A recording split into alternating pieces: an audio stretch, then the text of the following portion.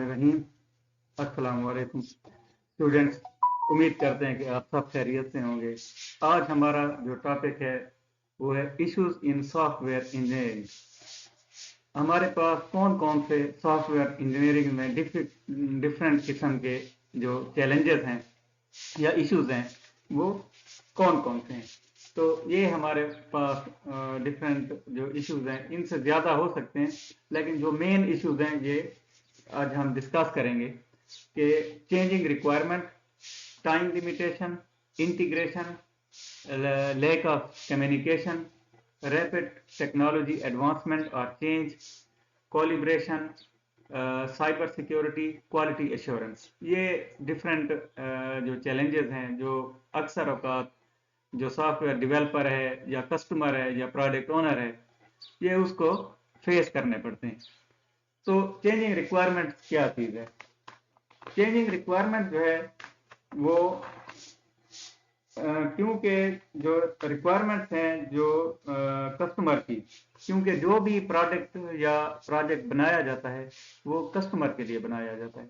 ठीक है, कोई भी डेवलपमेंट टीम अपने लिए वो प्रोजेक्ट या प्रोडक्ट नहीं बनाती, या कंपनी जो कोई प्रोडक्ट बनाती है तो वो कस्टमर के लिए या प्रोडक्ट ओनर के लिए बनाती है। तो ये जो रिक्वायरमेंट चेंज है ये किसकी तरफ से आती है? ये कस्टमर की तरफ से या प्रोडक्ट ओनर की तरफ से, जो बार बार मतलब है जो उनकी रिक्वायरमेंट है वो तब्दील होती है। ठीक है ना, यानी क्रिटिकल रिक्वायरमेंट जो बन जाती हैं। क्योंकि अगर डेवलपमेंट और डेवलपमेंट टीम और कस्टमर एक दूसरे को सही तौर पर नहीं समझा सकते, या फिर दूसरी वजह यह भी हो सकती है कि डायरेक्टली एक दूसरे से वो इंटरेक्ट नहीं होते और कोई थर्ड पार्टी इसमें इन्वॉल्व हो जाती है, तो वो जो मैसेज है वो कन्वे करना और वो जो उन जो रिक्वायरमेंट्स हैं उनको सही समझाना और रिप्रेजेंट करना वो मुश्किल हो जाता है, जिसकी वजह से कॉन्फ्लिक्ट बढ़ जाता है। ठीक है, तो इसलिए जो है ना ये मसले मसाइल जो है ना रिक्वायरमेंट्स में पैदा हो जाते हैं। रिक्वायरमेंट्स असल में होती क्या है? Requirements are use to define the scope of project. ठीक है, स्कोप ऑफ प्रोजेक्ट जो है ना ये बताती हैं, डिफाइन करती हैं। Identify potential risk and provide a base for testing. ठीक है, और ये टेस्टिंग के लिए जो है ना बेस लाइन प्रोवाइड करती है। And provide guideline and direction to the software developer, और ये सॉफ्टवेयर डेवलपर के लिए जो है ना एक गाइडलाइन या डायरेक्शन मुहैया करती हैं कि आपने क्या करना है।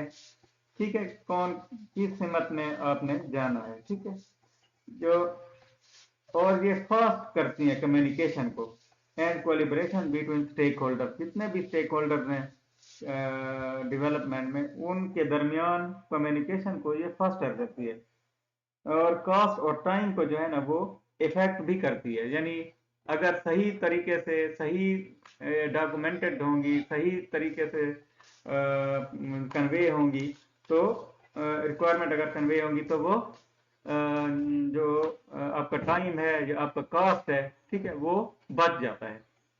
सही है, तो रिक्वायरमेंट चेंज जो है ये एक अहम फैक्टर है आपके सॉफ्टवेयर इंजीनियरिंग के इशू में जो आती हैं। और दूसरा है टाइम लिमिटेशन। टाइम लिमिटेशन क्या चीज है? टाइम लिमिटेशन का मतलब है कि यानी जो भी डेवलपमेंट हम करते हैं उसके लिए स्पेसिफिक एक टाइम दिया जाता है क्लाइंट की तरफ से। क्लाइंट ये कहता है कि ये हमें आप जो है 6 महीने में ये प्रोडक्ट बना दें। ठीक है, आप ये हमें मतलब कि 3 महीने या 1 साल, वो एक खास टाइम आपको देता है। सही है, तो उससे ज्यादा नहीं होना चाहिए। हाँ, 19-20 हो सकता है कि भाई यार 1 महीना और 5 दिन 8 दिन लग गए ऊपर, कोई मसला नहीं। ठीक है ना, तो लेकिन ये है कि ज्यादा टाइम मतलब है आप उसमें इन्वॉल्व नहीं कर सकते, क्योंकि उनकी फिर कॉस्ट ये सारी चीजें जो है ना वो मैटर करती हैं। तो लिमिटेशन ऑफ टाइम भी एक जो है ना ये एक मसला है, एक वो है चैलेंज है। ठीक है ना, जबकि टाइम का जो है ना वो इशू जो है वो इसलिए भी ज़्यादा मैटर करता है क्योंकि इसमें आपके रिसोर्सेज और जो एफर्ट है, मतलब है, ये सारी चीज़ें भी वो करती हैं ना, मैटर करती हैं, क्योंकि इन पे आपकी लागत आती है। सही। तो टाइम एक बहुत बहुत ही कीमती एक वो है, यानी एक एस्पेक्ट है किसी भी डेवलपमेंट प्रोसेस का। तीसरा है इंटीग्रेशन। इंटीग्रेशन का मतलब क्या है? Integration is a challenge in software because it effect data accessibility. ये डेटा एक्सेसिबिलिटी को इफेक्ट करता है और जनरेट एरर इन सॉफ्टवेयर। और इसी इंटीग्रेशन की वजह से जो है ना एरर जो है ना वो जनरेट होते हैं and it slow down the development process, therefore time consumption is more. क्योंकि ये जो है ना आपके डेवलपमेंट प्रोसेस को स्लो करता है, तो लिहाजा टाइम भी ज्यादा लगता है इंटीग्रेशन की वजह से। It effect the security productivity, ठीक है, productivity, security and data flow because the data is disperse. क्योंकि डेटा जो है ना वो डिस्पर्स हो जाता है, बिखर जाता है, ठीक है ना। इंटीग्रेशन, क्योंकि एक मॉड्यूल जब आप टेस्ट करते हो तो वो उसकी फंक्शनैलिटी ठीक काम कर रही होती है, लेकिन जो ही आप उसको इंटीग्रेट करते हो तो उसकी फंक्शनैलिटी पे असर पड़ता है, ठीक, यानी डिस्टर्ब हो जाती है। तो इंटीग्रेशन जो है ना ये भी एक चैलेंज है, ठीक। छोटे मोटे प्रोजेक्ट के लिए तो ये इतना मसला नहीं है, लेकिन जो बड़े प्रोजेक्ट हैं, जो बड़े मॉड्यूल्स हैं, ठीक, उनको जब आप इंटीग्रेट करते हो इंटीग्रेशन में, उनका बड़ा मसला आता है। तो इस चीज को भी एक एक प्रॉपर तरीके से टैकल करना पड़ता है, हैंडल करना पड़ता है। चौथा है lack of communication. Lack of communication जो क्या है कि ये कम्युनिकेशन बिटवीन आपका क्लाइंट एंड डेवलपमेंट टीम भी हो सकता है, और विद इन द टीम भी डिफरेंट डेवलपर या वो जो नेविगेटर है, डेवलपर है, टेस्टर है, उनके दरमियान भी कम्युनिकेशन का फुकदान जो है ना वो एक इशू या एक चैलेंज बन सकता है, ठीक।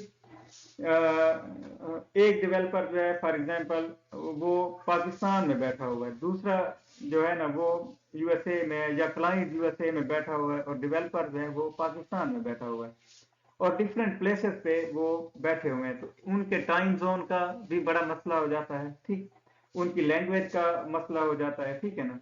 और कम्युनिकेशन टूल्स जो हैं वो आप कौन से इस्तेमाल कर रहे हैं ये भी मैटर करते हैं, ठीक है ना। यानी फेस टू फेस जो कम्युनिकेशन है आपकी वो ज्यादा बेहतर है, ठीक है। टेलीफोन एक फिर है, मतलब है ये बेहतरीन जराए हैं आपके। और मिसअंडरस्टैंडिंग जो है वो, मिस इंटरप्रिटेशन और मिसअंडरस्टैंडिंग, ये एक बड़ा मसला है। If more people are involve and number of communicators are involve the problem में बी क्रिएटेड। तो जितने ज्यादा कम्युनिकेटर होंगे उतने ज्यादा प्रॉब्लम्स होंगे, ठीक है ना। तो इसलिए जो है ना हमें ये इस चीज का डेवलपमेंट टीम को या जो जितने भी स्टेक होल्डर हैं उनको ये चीज इसका ख्याल रखना चाहिए कि कम्युनिकेशन स्ट्रांग हो और लिमिटेड कम्युनिकेटर हो, ठीक है। पांचवा है रैपिड टेक्नोलॉजी एडवांसमेंट। क्योंकि हम जानते हैं कि रोज बरोज जो है ना टेक्नोलॉजी वो चेंज हो रही है, ठीक है, दुनिया भर में, मतलब है अगर एक चीज आज कोई डेवलप हुई है तो कुछ अरसे के बाद या हफ्ते के बाद या एक माह के बाद या 3 माह के बाद वो जो है ना वो मार्केट में बल्कि रोज बरोज नए वर्जन आ रहे हैं चीजों के, ठीक है, नए मॉडल्स आ रहे हैं, नए जो है ना वो सेटिंग्स आ रही हैं, ठीक है। तो उसके साथ चलना भी जो है ना आपका प्रोडक्ट ऐसा होना चाहिए, वो एक इनोवेटिव चीज होनी चाहिए, ठीक है।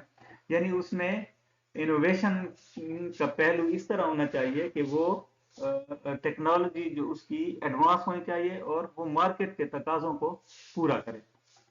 तो ये रैपिड टेक्नोलॉजी एडवांसमेंट के साथ साथ जो है ना आपका वो जो प्रोडक्ट है या प्रोजेक्ट वो सही जो है ना वो मॉडिफाई हो सके, ठीक, यानी उसमें मॉडिफिकेशन आप कर सकें। इसके बाद है कम्युनिकेशन, कोलिब्रेशन। कोलिब्रेशन का मतलब क्या होता है कि कोलिब्रेशन कहते हैं इश्तराक को या ताउन को, ठीक है ना। कोलिब्रेशन और coordination is created with the help of good और strong communication. Collaboration is action of working with someone, ठीक है, टू क्रिएट ए प्रोडक्ट और प्रोजेक्ट, यानी किसी भी काम को आप करते हो या किसी भी प्रोजेक्ट को या किसी भी प्रोडक्ट को आप बनाते हो, ठीक है ना, तो ये यानी आप किस के जरिए बनाते हो, उसमें जहां और भी चीजें इन्वॉल्व होती हैं, तो उधर कोलैबोरेशन का भी एक बहुत बड़ा अमल दखल है, ठीक है, कि डेवलपर और डेवलपमेंट टीम और जो उसका क्लाइंट का माइंड सेट है वो मिलना चाहिए, ठीक है, उनमें ताउन का माहौल होना जरूरी है, ठीक है, यानी कोऑपरेटिव इन्वायरमेंट जो है वो जरूरी है। कम्युनिकेशन एंड कोलिब्रेशन जो है ना वो एजाइल टेक्नोलॉजी का एक खासा है, यानी उसमें बहुत स्ट्रांग होती है। जिस तरह हम एजाइल टेक्नोलॉजी इस्तेमाल करते हैं ना आजकल, जो नए दौर की एक तो ट्रेडिशनल टेक्नोलॉजीज थी ना, जिस तरह वाटरफॉल मॉडल था या आपका स्पाइरल मॉडल था, ठीक है, वी शेप, ये कौन सी थी, ये ट्रेडिशनल थी, इनमें कोलिब्रेशन इतनी ज्यादा नहीं थी, उसमें जो कम्युनिकेशन था डेवलपमेंट टीम और क्लाइंट्स के दरमियान वो ज्यादा नहीं था, ठीक है, लेकिन एजाइल टेक्नोलॉजी जिस तरह स्क्रम में आपकी एक्सट्रीम प्रोग्रामिंग है, तो इनमें जो कोलिब्रेशन और कम्युनिकेशन जो है ना वो एक स्ट्रांग स्ट्रक्चर उसका होता है, ठीक है, एक मजबूत तरीके से कोलिब्रेशन और कम्युनिकेशन की जाती है ताकि वो प्रोडक्ट जो है वो अच्छा बने, क्योंकि आपकी जो बेस लाइन है वो रिक्वायरमेंट्स हैं, ठीक है, क्योंकि जो रिक्वायरमेंट्स अगर आपको सही समझ में आ जाएंगी, एक बेस बन जाएगी, तो उसी तरीके से आप जो है ना वो अच्छे तरीके से एक प्रोडक्ट को बना सकेंगे। और इसके बाद है साइबर सिक्योरिटी। साइबर सिक्योरिटी क्या है? साइबर सिक्योरिटी एक बहुत ही अहम एक चीज है, एक अहम एस्पेक्ट है कि ये साइबर जो सिक्योरिटी के जो इश्यूज हैं वो मुख्तलिफ वजूहात से आते हैं। जैसे आपका रैंसमवेयर हो गया, ठीक है, ransomware, ransom RANSOME, ransomware, ये क्या है कि परमानेंटली जो है ना ये ब्लॉक कर देता है आपकी एक्सेस को, और आपके जो पर्सनल डेटा है उसकी एक्सेस को ये क्या कर देता है, परमानेंट तौर पर ये ब्लॉक कर देता है, ठीक है ना, ये एक इशू है। एक मेलवेयर है, ठीक है, मेलवेयर जो है ना वो खलल डालता है, डिसरप्ट करता है सिस्टम को अगेन एंड अगेन, ठीक है ना, यानी ये बार बार जो है ना, और ये डिसरप्ट करता है और आपकी जो सेंसिटिव इंफॉर्मेशन है उन तक ये रसाई हासिल करता है, यानी ये नेट के जरिए आता है, जिस तरह आपके ईमेल हो गई, ठीक है, वेबसाइट्स डिफरेंट होती हैं, आप डाउनलोड करते हैं कोई चीज, ठीक है, ये उससे आ जाता है, कौन, मालवेयर।